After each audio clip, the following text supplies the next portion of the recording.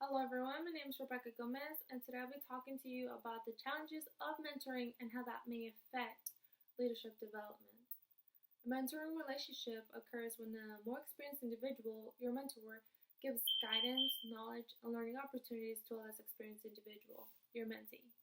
These relationships are great in the Marine Corps because it allows younger leaders to learn from their seniors and develop themselves to be a better Marine and a better leader for their subordinates.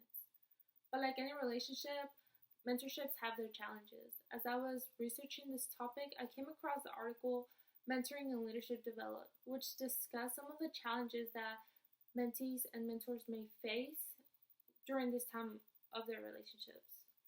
Mentoring is not always easy and has its challenges that may need to be overcome, such as time constraint, incompatible pairing, and selection and training. Working together with your mentor and mentee can help you avoid these issues.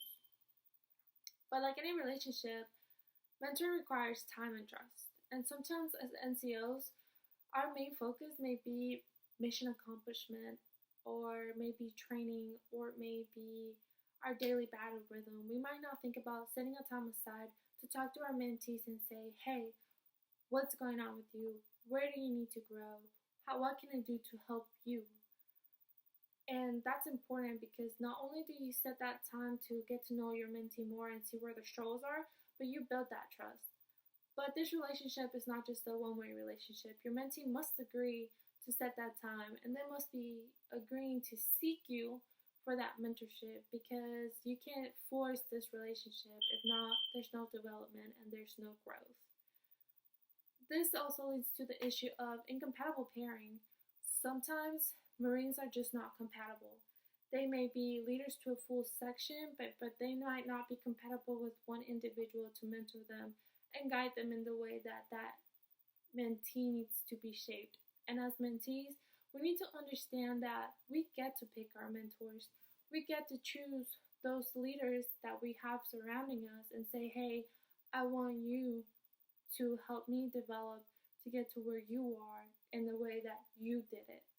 So if you have that incompatible pairing, then it's going to be really hard to find a common ground to be able to listen to each other and to be able to help each other in ways that it would be successful for the mentee to grow and develop. Lastly, the selection and training of mentors is not really easy.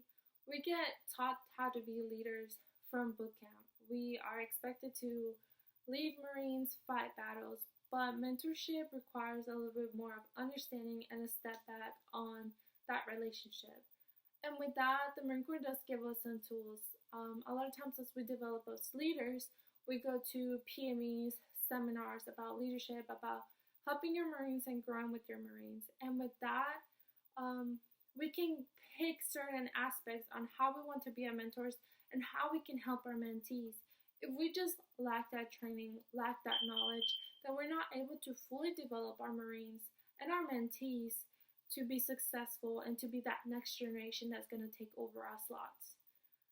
Mentor-mentee relationships are great, and they are great for developing not only yourself as a leader and as a mentor, but developing those junior Marines or those junior enlisted as your mentees. So with that, overcoming the challenges of time constraint, incompatible pairing, and selection and training are easy as long as you both have great communication and are willing to put the effort on that relationship. So thank you so much for listening to me, and this will conclude my presentation.